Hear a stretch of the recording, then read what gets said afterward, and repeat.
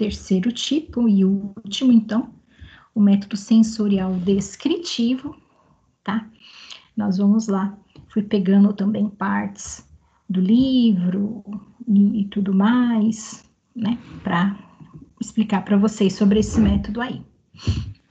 Antes, né, vamos fazer uma recordação, uma revisão da importância da análise sensorial para a indústria, né? Então, ela permeia ali o marketing, auxilia o departamento de pesquisa e desenvolvimento de novos produtos, né? Está presente no controle de qualidade, então ela permeia todas essas áreas aí dentro da indústria, né? Então, ela é de extrema importância. Muitas vezes passa desapercebida e não tem uma devida importância nas indústrias, né? Mas cabe a nós, como técnico em alimentos, fazer valer aí a importância dessa área aí onde estivermos. Então, quem são os métodos descritivos, né? Os métodos descritivos, eles, como o próprio nome diz, né? Eles descrevem e avaliam a intensidade dos atributos sensoriais de produtos.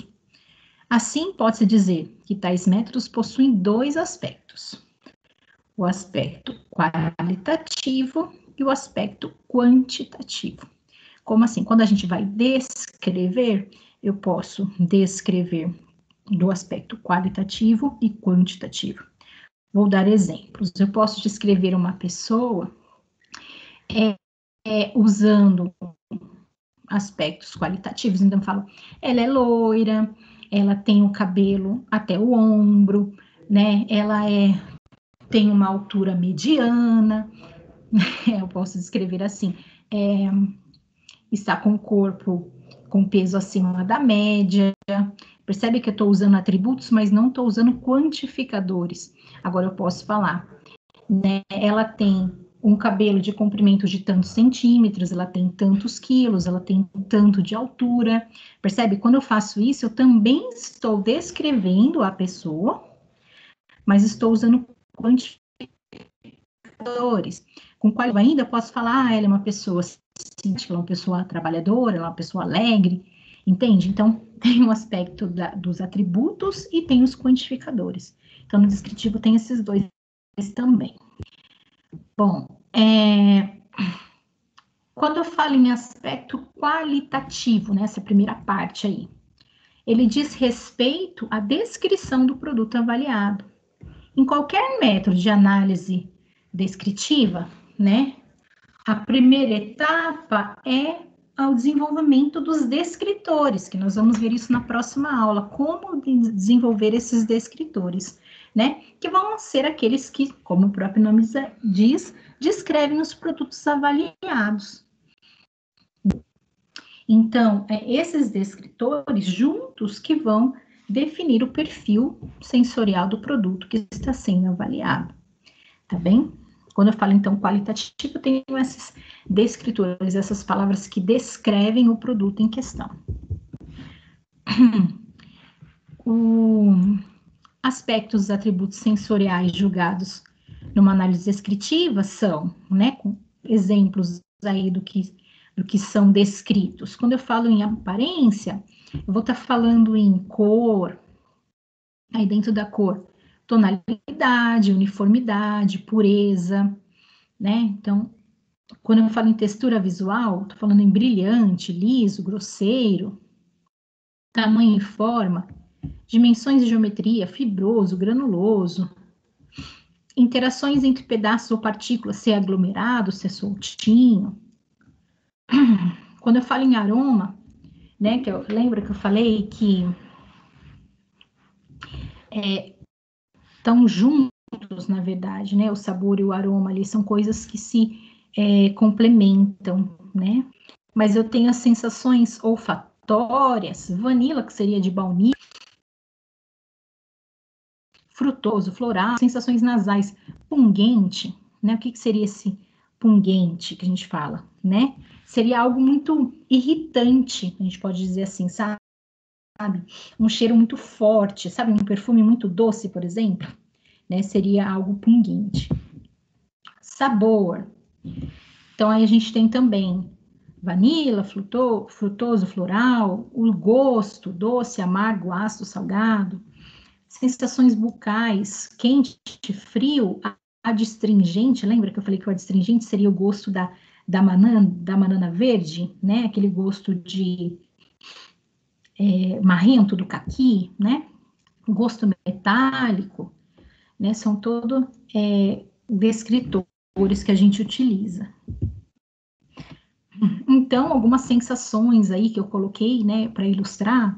Então, picante, o adstringente, refrescante, seria ali o house, frio gelado, lá o sorvete, metálico lá que vem da panela, que é feito, né, de ferro, então a gente sente aquele gosto. Aconteceu comigo essa semana, não sei o que acontece aqui em casa, né, que a gente tem mania de perder as colherinhas de chá, sabe? Acho que a gente joga no lixo, não sei se na casa de vocês é assim, e acabou todas. E aí minha mãe teve que ir lá pegar num jogo lá que a gente tem de talher, pegou umas de prata, né, pra gente poder usar, até comprar. E aí eu provei, fui tomar, né, o café e coloquei aquilo na boca, assim, sabe quando você agita ali, mistura o café e coloca na boca aquele gosto metálico? Eu falei, nossa senhora, né, de ficar guardado, sei lá, mesmo que a gente higienizou direitinho, mas sei lá, porque eu lembrei da colherinha agora, enfim. O calor, né? Esse formigamento, o pungente, que eu falei que era o irritante, né? Então, todas essas sensações aí. Bom, falando ainda sobre a textura, né? Dos atributos. Então, as texturas nós falamos em alguma delas lá atrás, né? Falei de outras coisas lá, né? Da aparência e tal. Aqui eu tô falando das propriedades mecânicas com relação à pressão do produto. Então, se um produto ele é mais firme, com relação à dureza, com relação à viscosidade, se ele é mais ou menos viscoso. Fraturabilidade tem a ver com se ele quebra fácil, por exemplo, dá para imaginar uma bolacha? Pega uma clube social e tenta quebrar ela assim. Agora pega um outro biscoito que seja mais firme e tenta quebrar, isso tem a ver com a fraturabilidade. Propriedades geométricas têm a ver com o tamanho e orientação das partículas, então se ele é mais fibroso, se ele é granuloso, arenoso, floculento. Propriedades relacionadas com a presença, liberação e absorção da gordura, óleo e umidade no produto, suculência, oleosidade, todas essas coisas aí. Então, percebe quantos termos, né, professora? Por isso que eu falei para vocês lá dentro das primeiras aulas, que na análise descritiva, né, seja ela qualitativa ou quantitativa, ela só pode ser executada por julgadores muito bem treinados, né? Então, eu preciso treinar antes. Nós vamos falar na aula de semana que vem, relembrar mais uma vez como selecionar esses julgadores, né? Quais são as etapas, qual o perfil deles, então eu vou falar sobre isso novamente na semana que vem para a gente relembrar aí. Bom, tudo isso aqui no aspecto qualitativo. Percebe que quando eu falo que ele é fibroso, ele é arenoso, né? Eu não estou falando em valores, né? Vamos dizer assim. Agora, quando eu falo, né? Agora em quantitativo, assim que a gente vai quantificar o quão arenoso é, o quão suculento é, entende? Por isso, aqui, ó, que eu acabei de dizer. Na análise descritiva, o julgador também avalia o grau de intensidade que cada atributo está presente no alimento. Para tanto, os julgadores devem ser treinados a usarem escalas de forma consistente com relação à equipe sensorial, com relação às amostras e por meio de todo o período de avaliação. Então, a gente usa, na maioria das vezes, escalas, que eu vou mostrar para vocês daqui a pouquinho quais são os tipos que existem, tá? Quais são os perfis sensoriais descritivos mais utilizados? Eles são classificados nesses tipos aí, com relação ao aspecto quantitativo. Eu tenho avaliação de atributos, que são os testes de escala, perfil de textura, perfil de sabor, análise descritiva quantitativa, que é a mais completa que tem, já falei isso em aulas anteriores, perfil livre, tempo e intensidade, teste de amostra única. Hoje eu vou falar dos 3 primeiros com vocês. Eu vou falar de avaliação de atributos, os tipos de teste de escala que tem, os exemplos de escala que nós utilizamos, melhor dizendo, o perfil de textura e o perfil de sabor. E os demais eu vou falar em aulas próximas, em aulas seguintes, tá? Então, vamos lá. Quando eu falei em teste de escala, eu vou avaliar um determinado atributo, né? E aí eu preciso de uma escala para eu quantificar esse atributo, uma vez que a gente está falando em análise quantitativa. As escalas, elas são classificadas em diversos tipos. E aí eu separei nos tipos bonitinho. Então, a primeira classificação se refere à estrutura. Eu tenho a escadaria, né? Onde entra verbal. Então, eu utilizo verbos, termos verbais ou nomes, tá? Então, uma escala que pode ser utilizada ali como exemplo, olha lá. Ausente, levemente, moderadamente, muito, extremamente. Ou então, lá embaixo, nenhum, fraco, moderado, forte, muito forte. Como assim, professora? Vamos supor que eu estou vendo o atributo de adstringência de um alimento. Então, eu vou usar a escala para eu dizer o quão adstringente é esse alimento. Nossa, professora, mas isso não é parecido com a escala lá do afetivo. Vamos lá.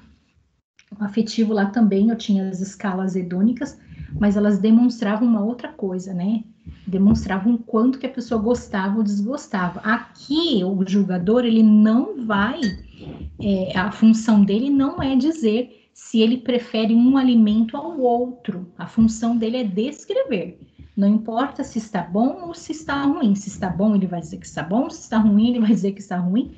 Mas ele não vai dar sua opinião, eu gosto mais desse do que desse. Tudo bem? Com relação à estrutura, então, pode ser a escala verbal e pode ser a escala numérica. Então, nesse caso aqui, a adstringência, no exemplo que eu estou utilizando, seria dizer o quão adstringente esse produto, a pessoa ia lá e colocava nível 3, por exemplo, tá? Ou 0, nada adstringente, tá? Então, o primeiro tipo é com relação ao tipo de escala numérica e nominal ou verbal, né? E eu tenho a escala mista, que utiliza as duas coisas aí, né? Ela usa tanto verbos quanto números, né? Adjetivos verbais, nenhum, fraco, moderado, forte, quanto número, tá? Tudo bem? Eu gosto dessa aqui, da mista, porque a pessoa tem uma noção aí, né, do quão... Quando a gente fala em forte, mas o que seria forte, né? Quando fala em muito forte, então, é uma boa pedida essa. E tem a não estruturada, né? Tem esse textão aí que eu não vou ler. Vai lá do muito fraco ao muito intenso. Aí essa não estruturada lembra também da escala hedônica não estruturada que eu mencionei lá nos métodos afetivos, que eu falei que eu não gosto muito dela, porque a desvantagem é que quando eu for quantificar, eu vou ter que medir em centímetros aí, né? Então ela é mais trabalhosa, mas ao mesmo tempo ela não é tendenciosa, enfim. Então, há quem goste e há quem não goste. Então, eu tenho que mostrar que ela existe. Eu não gosto. Com relação à posição, a gente tem escala, pode ser vertical, né? Os atributos aí na vertical, então 0, 1, 2, 3, 4, 5, 6, 8 tal. Percebe que essa é uma escala mista e tá na forma vertical, né? Ela pode ser horizontal. Então, aqui eu tenho uma escala não estruturada na horizontal. Então, uma escala ela pode ser classificada de diversas formas, né, diversas formas. Com relação à polaridade, ela pode ser unipolar, significa ali que todos os termos usados especificam a intensidade de apenas um atributo sensorial por vez, então seja acidez, seja aroma, né? Então a gente tem um exemplo aqui, então essa, ó. Ela é mista, ela é horizontal e ela é unipolar. Essa aqui, né, ela é uma bipolar. Por quê? Ela avalia a firmeza, tá? E a dureza, né? Em atributos enlatados. Então, percebe que ali aparece ali, ó, extremamente mole ou extremamente firme, né? Então, eu coloquei ali algo a mais nela. Então, voltando, essa seria uma mista, porque tem o número e tem o verbo, né? O aditivo verbal, ela é na vertical e ela é bipolar, tá? Vamos lá. Com relação ao número de atributos analisados, ela pode ser uma escala simples, onde um atributo por vez é avaliado, ou ela pode ser composta, onde diversos atributos são avaliados ao mesmo tempo. E ao final é a somatória. Eu tenho uma nota que eu dou para um determinado produto, né?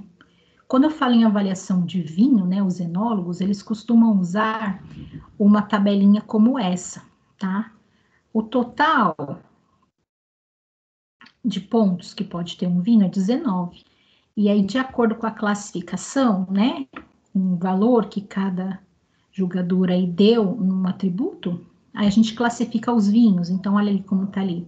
Se o vinho obteve 17 a 19, é um vinho de qualidade superior. De 13 a 16 pontos, um vinho padrão. De 9 a 12, vinho abaixo do padrão. De 1 a 8, vinho inaceitável. E os atributos que eles verificam ali, ó, é o aparência, que vale 2 pontos, cor vale 2, aroma e buquê, 4. Esse buquê que a gente fala que são as notas de tal coisa, né? Tem, né? Acidez volátil, 2, acidez total, esse volátil é aquela que quando você respira, você sente também, né? Vem com o seu, na sensação olfativa. A acidez total é aquela quando você experimenta. Doçura 1 ponto, sabor 2, o amargo 2 e qualidade geral 2. Então, quando eles provam, eles vão quantificando, né?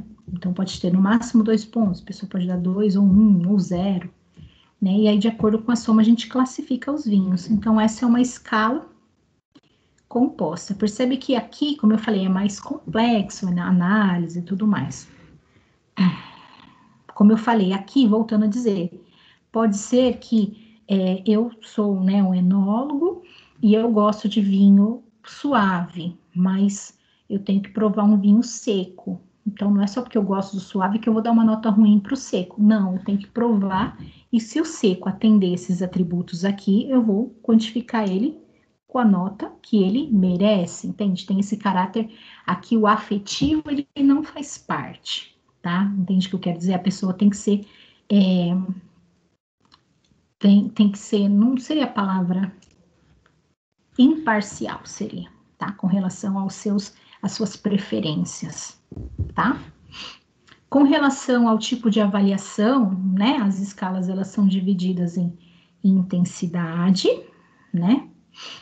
Que são aquelas que o julgador precisa ser treinado para reconhecer e avaliar a intensidade dos atributos sensoriais, né? E as escalas de qualidade, que daí eles devem ser muito bem treinados. Qual que é a diferença?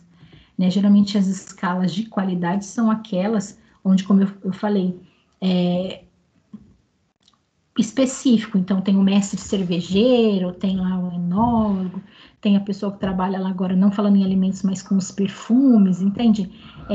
Uma pessoa em 1 milhão, vamos dizer assim, que é treinada para aquilo, tá? É um expert aí. E eu tenho a escala de magnitude. Como que funciona essa? Essa é interessante. É a pessoa que cria a escala dela. Então, coloquei um exemplo para a gente entender aqui. Coloquei assim, ó. Primeiro, o jogador recebe um bolo de chocolate, cuja doçura atribui 10. Em seguida, o jogador recebe as amostras codificadas e é solicitado avaliar a doçura com relação à amostra referência. Se a amostra codificada parecer 2 vezes mais doce que a referência, o jogador vai dar nota 20 para aquela outra amostra. Se a amostra codificada parecer ter a metade da doçura, o jogador vai dar nota 5, e assim por diante.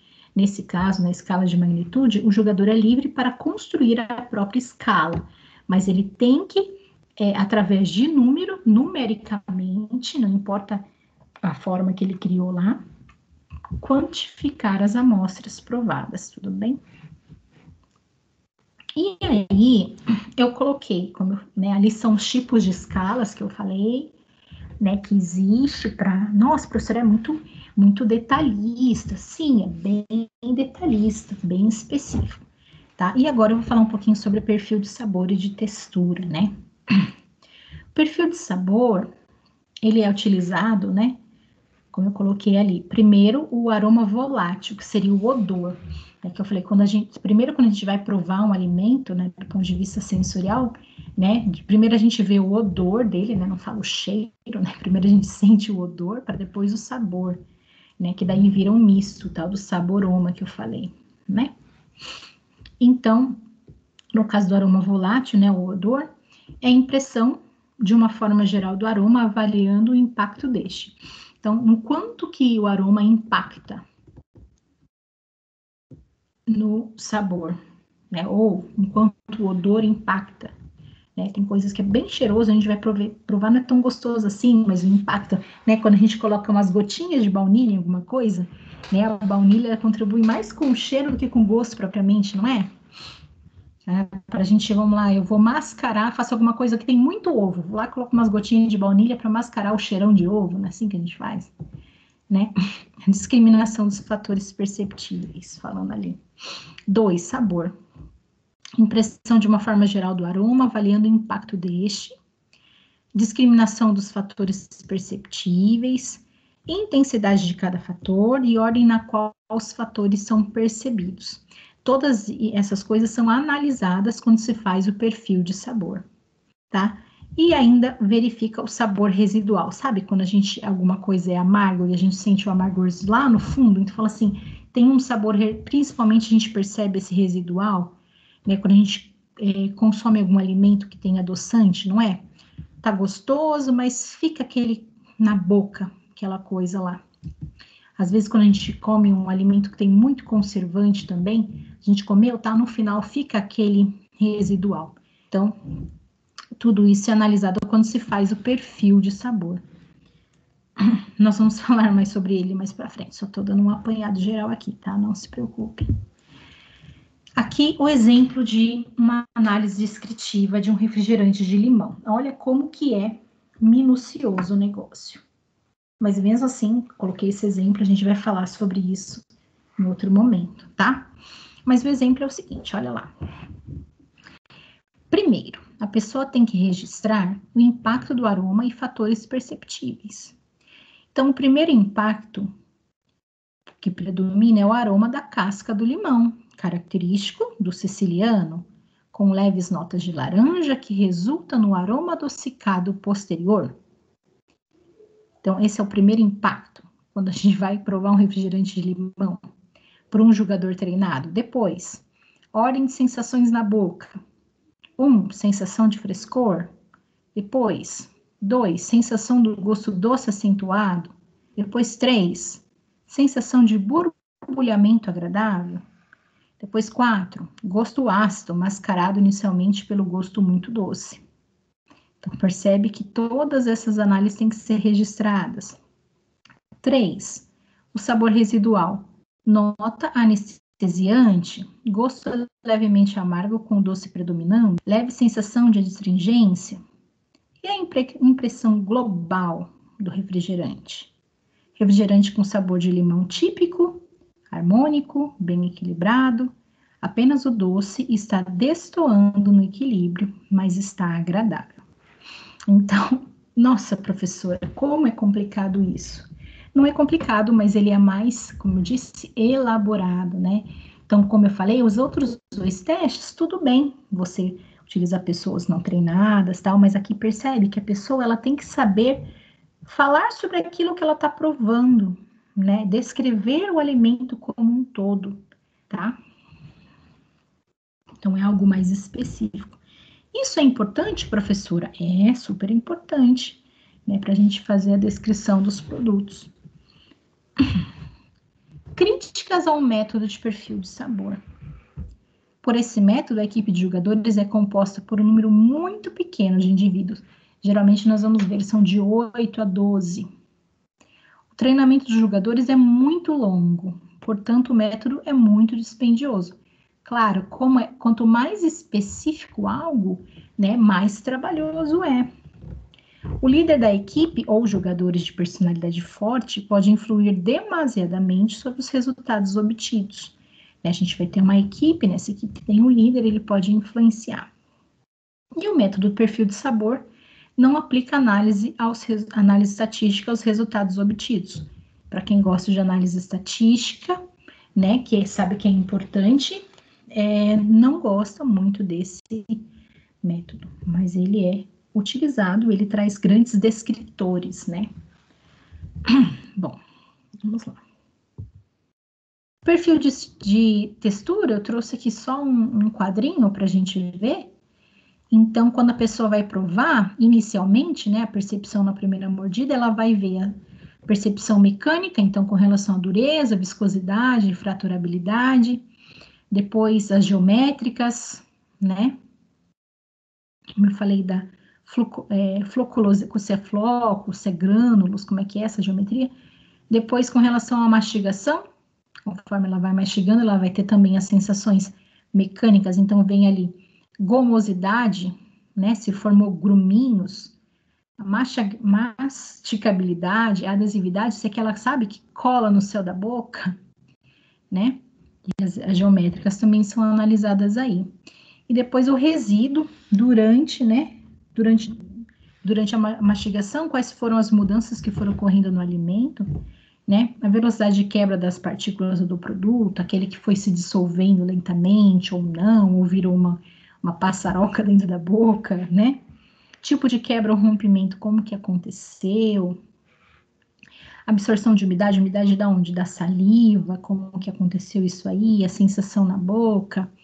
E todas essas coisas aí devem ser muito bem detalhadas quando a gente faz o perfil de textura. A textura não tem a ver com contato, professora? Sim, mas tem a ver com o exterior e com o interior também, né? As sensações táteis, as sensações do alimento na boca. Tudo bem? Acho que esse aqui é o último para nossa aula inicial de método descritivo. A cabeça ainda tá mais ou menos. Essa é a primeira aula, como eu falei. A gente vai continuar a falar sobre ela, sobre esse método, nas próximas aulas. Então, não se preocupem se as coisas ficaram meio nebulosas nesse momento. Vou até parar a gravação aqui.